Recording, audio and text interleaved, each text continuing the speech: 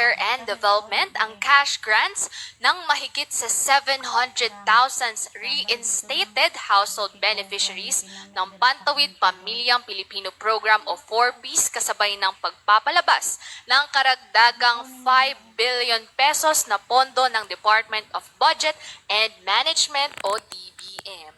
Inihayag ni DSWD Assistant Secretary at Spokesperson Irene Dumlao na humiling ang DSWD ng karagdagang budget mula sa DBM upang pondohan ang mga benepisyaryo ng 4Ps noong nakaraang taon na ang mga gawad ay pansamantalang itinigil kasunod ng muling assessment ng sambahayan gamit ang Social Welfare and Development Indicator or SWIDI tool. Nilinaw ng tagapagsalita ng DSWD na ang karagdagang pondo ay para sa educational grants ng mga benepisyaryo na muling ibinalik sa programa.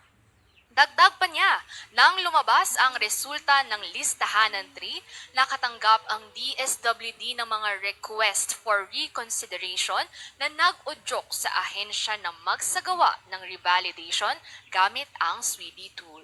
Binigyang diin din ni DSWD Assistant Secretary Dumlao na ang grants ay matatanggap ng retroactive mula January hanggang December 2023, kung saan ang retroactive grants ay nakabase sa halaga ng bilang ng monitored children bawat household. Nagpahayag ng pasasalamat ang DSWD sa DBM para sa pagpapalabas ng karagdagang pondo na magbibigay daan upang maipagpatuloy ang suporta sa mga pamilyang Pilipino. Ayan. May napakaganda na balita Oo. to, partner. Actually, kahapon, nung ibinalita to, dahil nag-monitor tayo sa mga radyo, abay nung ibinalita to, sabi ko, napakagandang balita to para sa mga benepisyaryo. Oo, tama ka, partner. Alam ko kasi ito yung talagang hinihintay ng ating mga 4Ps beneficiaries kasi karamihan o malaking bahagi nitong dagdag pondo na to ay para sa educational grant.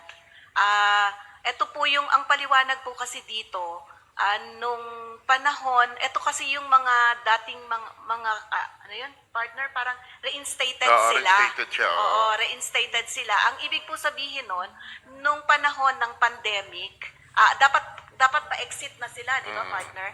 Pero nung panahon ng pandemic, nakita dun sa evaluation or assessment na ginawa sa kanila na dapat ay reinstate sila dahil kasama sila sa parang bumaba pa rin yung quality ng kanilang pamumuhay. Dahil ngayon, partner, doon sa nangyaring pandemic kasi marami talagang apektado doon. Oo. So, ang nangyari, nung nagkaroon ng evaluation, nakita na, teka, hindi pa pala ito, kailangan pa ng assistant talaga, kailangan pa tulong, kaya yun, nagkaroon ng Oo, ganun. kaya good news po ito sa ating mga household, sa mga magulang na nagpapaaral ng kanilang mga anak kasi malaking bahagi din nung grant ay para sa educational ng mga bata. So paano, magkano nga yung tinatanggap nila, partner? Ito, hindi ko kabisado yung partner na wala Ang dito yung tinatanggap tama po kasi ay para sa elementary level, 300 pesos. Para sa high school ay 500 at 700 naman para sa mga senior high school. Tama ba ako, partner? Oo. Ito, partner, marami rito ang nagtatanong, partner, ito. So, kung titignan natin yung sa live stream natin, partner, karamihan din sa mga katanungan dito ngayon, aba ito tungkol sa, dito sa balitang to, dito sa cash grant, at saka itong sa mga na-reinstate na mga household. So siguro, partner, yan ay mas bigyan natin ng diin niya sa mga susunod na programa natin na sa ganun mas maintindihan ng mga benepisyaryo kung ano ba itong saan ba mapupunta itong mga ito na dagdag. Lalong-lalo na, partner, itong tapos meron lang tayong inaayos na programa which is ipapalabas yun, I think, this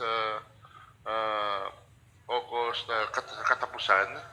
Yung support, para mas masagot nila lahat to. Mas maganda kasi, partner, na sila yung makasagot doon dahil ang mismong host doon ay si Director Gemma, yung mga 4Ps. Oo, tama. Kung kailan kasi po ito ibibigay, 4 piece lang po yung makakasagot nito, yung ating opisyal, si Director Gemma Gabuya. Kung kailan. Pero paalala lang po, di Every ba, Tuesday partner? yun, partner. Every Tuesday. Oo, kasi itong cash grant na matatanggap nila, retroactive siya. Ibig sabihin, simula ng January 2023 hanggang December 2023, matatanggap nila yung buo. Pero sana naman po, paalala lang, sana mailagay po natin ng maayos kung saan gagastusin yung pera.